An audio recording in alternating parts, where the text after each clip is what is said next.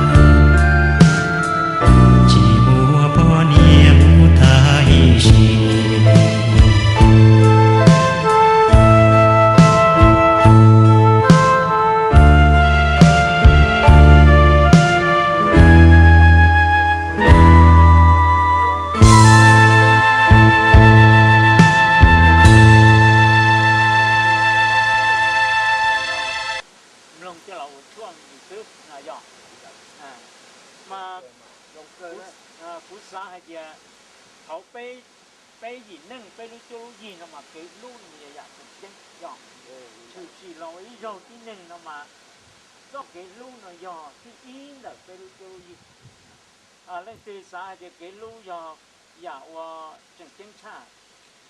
nó ra tới cái lũ giờ chẳng chính cha rồi một trong đó là mà cái lũ nó mà giờ bé mua hay thì cái lũ nó mà sẽ dùng mà nên đá hành cho nhiều giờ phải đi trả chứ เราเนี่ยรู้ดิจ่าเตี้ยนะเดี๋ยวชิมาเกรู้นะมารู้ไทยมาเลยให้เจียความรักคือการให้นะเกรู้อย่าว่าอยู่ปุ๊บตัวรัวเนาะเกรู้อย่าอยู่ปุ๊บตัวรัวมาไปเกรู้เกปุ๊บตัวรัวนะมา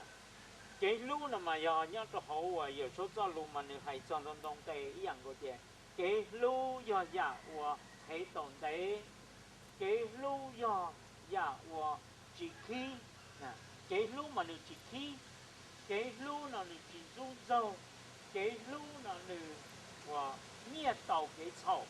เนาะเจ้าเกรู้นั่นจีเช่าเก草จะหลอกหายนะ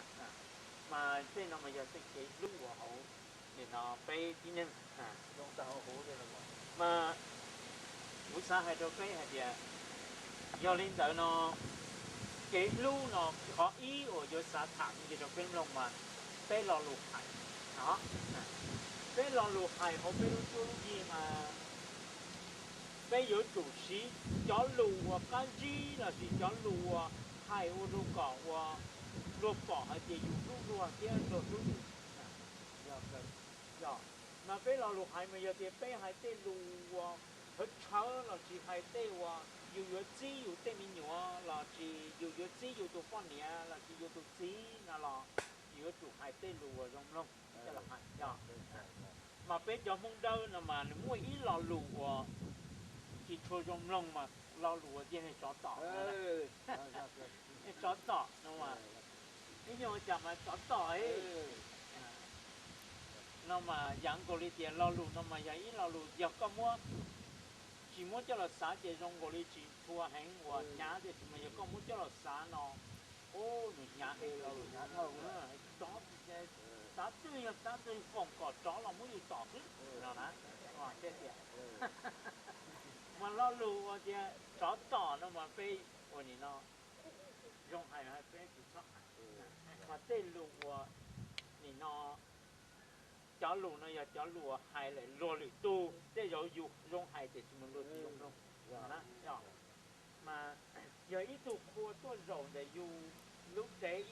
là chỉ nhau họ dù lúc đấy là dù cái gì để mình tu mình xài là chỉ dù tu gì là dù tu quan nhẹ nên chó tỏ lo nó mà nó chỉ uốn đồ là gì gì nên nó chỉ thôi chỉ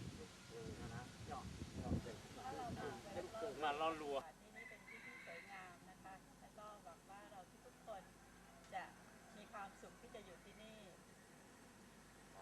The Adventist Development and Relief Agency, who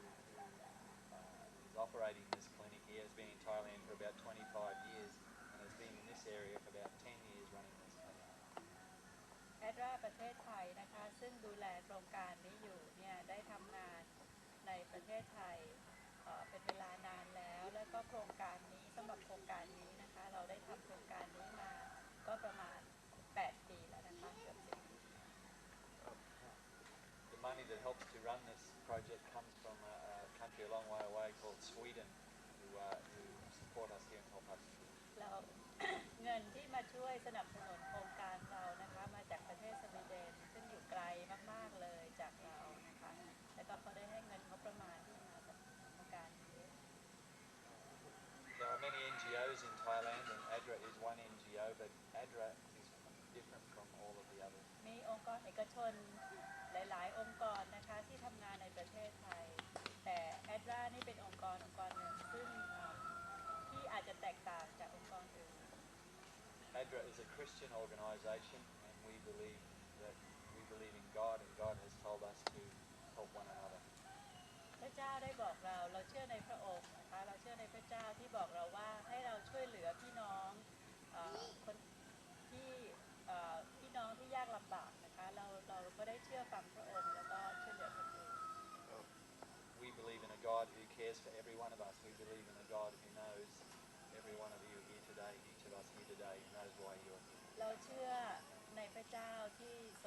สนใจดูแลเอาใจใส่เราทุกคนนะคะหมายถึงรวมถึงเราที่อยู่ที่นี่ด้วย People ask us, why is this place so successful? Why do many people go away from here and able to give up their opium addiction? หลายๆคนถามว่าทำไมคนที่ออกจากที่นี่แล้วก็เลิกสูบติดได้ทำไม And know we have a good program. I know we have a good staff, but we have something else too. เราแน่นอนว่าเรามีเจ้าหน้าที่ที่ดูแลโครงการนี้ที่ดีใช่ไหมคะที่จะช่วยเหลือและก็ดูแลเรา We believe that the boss of this clinic here is God. แต่เราเชื่อว่าเหนือจากเจ้าหน้าที่เหล่านั้นเรามีเจ้านายองค์หนึ่งก็คือพระเจ้าที่ช่วยเหลือเรา So I'd like to encourage each one of you as you go through this program, as you do the things that the staff ask you, as you determine that you want to give up this addiction. ก็อยากจะเป็นกำลังใจให้กับเราทุกคนนะคะขณะที่เราพักผ่อนอยู่ที่นี่ขณะที่เราพยายามที่จะเชื่อฟังเจ้าหน้าที่นะคะที่จะคอยดูแลเอาใจใส่เราช่วยเราให้มีชีวิตที่มีอิสระอีกครั้งหนึ่ง That it will be difficult here. It will not be easy, but you have taken the first step by coming. ก็คงจะไม่ง่ายนะคะก็คงจะยากแต่ว่าเราทุกคนก็ตัดสินใจแล้วที่จะขั้นแรกก็คือเราตัดสินใจที่จะมาที่นี่แล้ว I'd just like to encourage each one of you to remember that when that time gets difficult, you think I can't do this, just to ask God for help. ขอเป็นกำลังใจและก็อยากจะบอกพวกเราว่าถึงเวลาถ้าหากว่าถึงเวลาที่เราบอกว่าไม่ไหวแล้วให้เราคิดถึงพระเจ้าองค์หนึ่งที่จะช่วยเราให้ผ่านได้ We are all one family. We're all brothers and sisters, we believe, and we will be praying for you too. เราทุกคนเป็นเหมือนกับพี่น้องกันนะคะและก็เราจะอธิษฐานเผื่อเราทุกคนให้เราสามารถที่จะประสบผลสำเร็จ So I'd like to wish you all the very best. ขอให้เราโชคดีนะคะ Should we pray? Okay. ให้เราร่วมใจกัน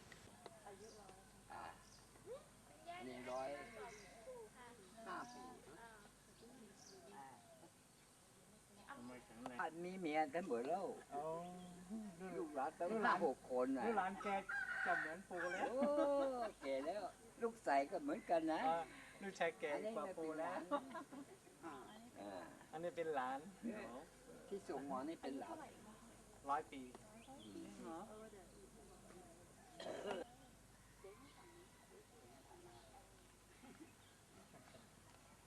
So they introduce them to you. กล้องถ่ายรูป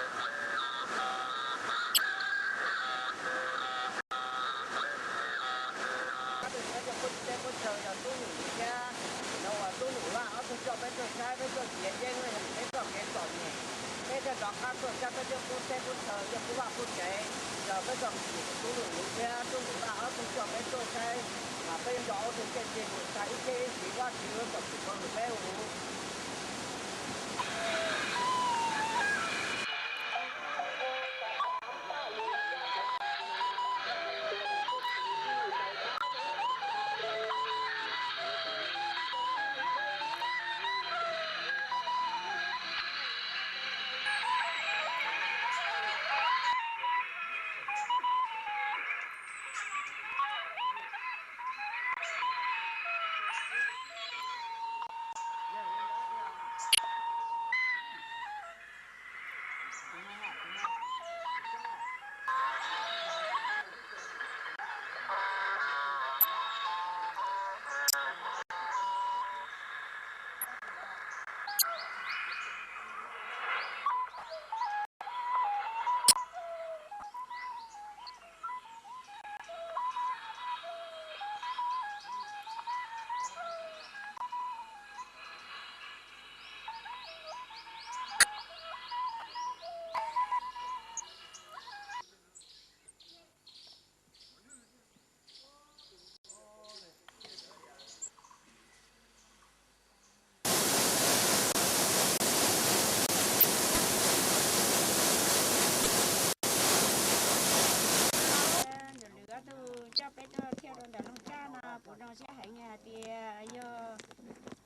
边呢就在那个国营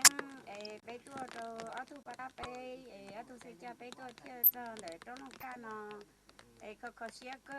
人家在古有我头这个都我是着在呢在多了在鸟了我那让努力古就在你我就大的是那个呢就在那去海了了古么了了